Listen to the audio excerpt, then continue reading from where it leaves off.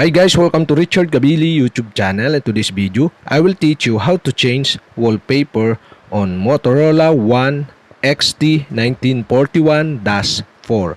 And okay guys, but before we start, kindly subscribe to my YouTube channel by pressing the subscribe button and the bell to notify you if I have new videos. Okay guys, let's start.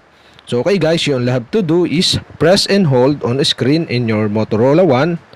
And okay guys, here below you can see the wallpaper. Okay, click wallpaper.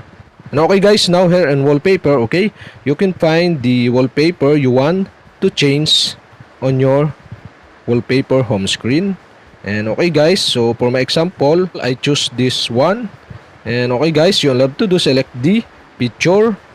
And okay guys, here you can see this set wallpaper on the upper right side on your screen, and click this.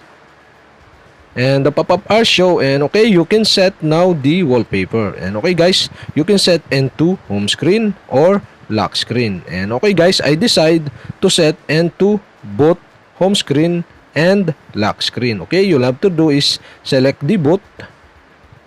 And okay guys, that's it. We have successfully changed the wallpaper of your Motorola One XT1941-4. And okay guys, that's it. And if you have a question, kindly comment below, and don't forget to hit the subscribe button and the bell to notify you if I have new videos. Okay guys, thank you for watching.